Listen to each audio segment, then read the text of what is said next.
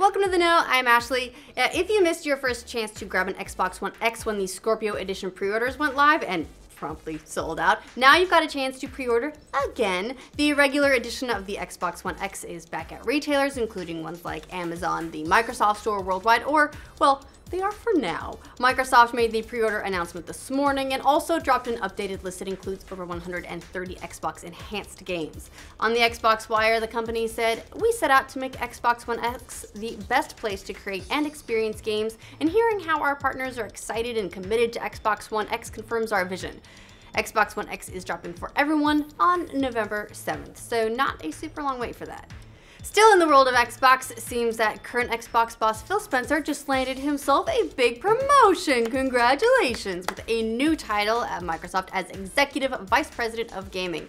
That puts Spencer at the table with the rest of Microsoft's senior leadership group, and he'll also now report directly to company CEO Satya Nadella.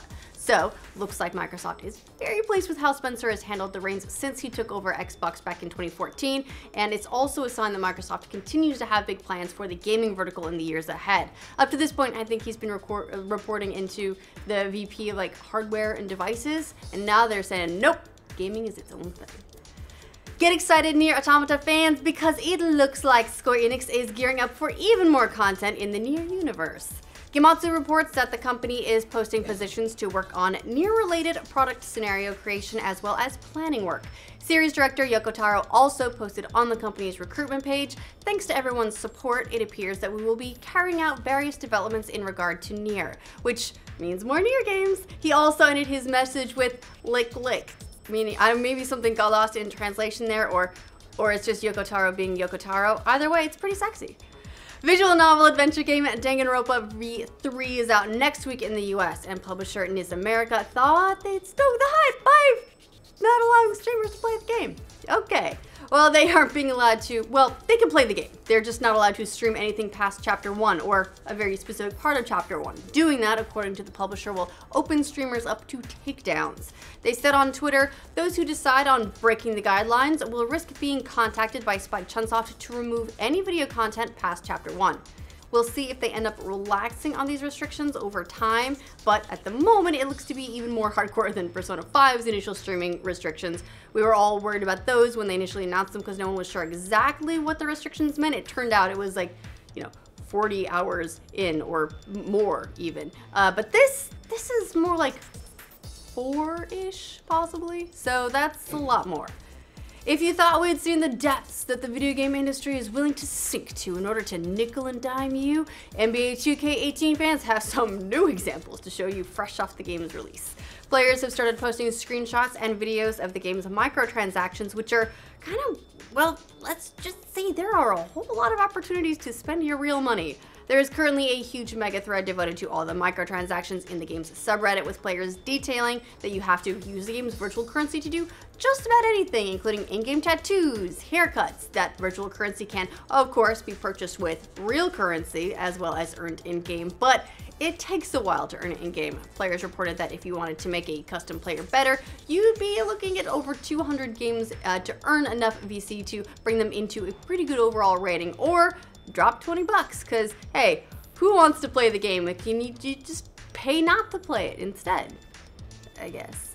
Well, skip the grind anyway, because you always worry in those kinds of situations that they're increasing the grind so that you are incented to just pay them. If you're expecting a PlayStation 5 in the next year or so, well, one analyst is saying don't get your hopes up. The notorious Michael Pachter predicts that the next proper Sony console won't be released until 2020. In a podcast called The 1099, he said he doesn't think Sony will roll out a new console until PS4 sales slow down, which makes a whole lot of sense considering it's far and away the top seller this generation. It's doing great, it doesn't need a replacement at this point. Pachter said on the podcast, "Sony's making so much money with the PS4 that I think they'll continue to milk it as long as they can milk it." Previously, Pachter predicted that we'd see a PS5 in 2019 possibly, and that it would be a half step up power-wise from the PS4 Pro. Obviously, Pachter's been wrong in the past several times. This is just him speculating. Take the information for what it's worth, lots of grains of salt and everything, but could be interesting to know if we're looking ahead maybe 3 years or so for another generation console. Could a full port of Final Fantasy 15 be headed to Switch? Not just the mobile version of the game they're working on, but maybe possibly the full version? Director Hajime Tabata has said in the past that the game's engine doesn't run properly on the new console, but apparently he still has hopes for the Switch. In an interview with Eurogamer, Tabata said his team is talking with Epic Games about a possible Switch port. He said, "We're looking at the options like the customization of the engine. We're talking to Epic at the moment about maybe what we could possibly do there, and if we did a Switch version, maybe we'd be able to partner and do something there. Their Unreal environment is just amazing and will be very useful." So that's an official maybe, I guess. Meanwhile, the game's multiplayer DLC called Comrades will be available on October 31st, and in that DLC, you play as a survivor from Kingsglaive who's investigating Noctis's disappearance. Interesting. It looks like work on a TV version of The Watchmen is officially underway. Lost co-creator Damon Lindelof has reportedly been adapting the comic for HBO, and in a recent Instagram post titled Day One, he pretty much confirmed it. In the post, he nodded to the comic, showing off a trophy that was given as a retirement gift to the Night Owl, one of the Watchmen. We don't have any other information yet, and HBO hasn't released a statement, but it looks like we can probably expect Watchmen coming to TV sometime in the near future. And the trailer for the new Tomb Raider movie is out officially, and as promised, it looks very inspired by the 2013 reboot game. Director Roar Uthog has said that the game would be a big influence, with some scenes even directly taken from it. In the trailer, we see Lara Croft promising her dad that she'll save the world, then she jumps off a sinking ship, runs through a jungle, generally does a whole lot of jumping and ducking and like dodging with sharp stuff. Sounds like Tomb Raider to us! The movie is hitting theaters on March 16th, 2018. The next Terminator movie, yep, we're getting another one. Let's go in pretty old school this time. Linda Hamilton and Arnold Schwarzenegger, who helped to launch the franchise, are both returning for the 6th Terminator film. James Cameron is producing, and he says the next movie will help pass the torch to a new generation. He said, "We're starting a search for an 18-something woman to be the new centerpiece of the new story. We will have characters from the future and the present. There will be mostly new characters, but we'll have Arnold and Linda's characters to anchor it." The upcoming movie doesn't have a release date yet, but the plan is for it to be part of a trilogy. Okay, warning, this next story might make you tear up just a little bit. That's why we put it last, because I read it this morning and got a little misty.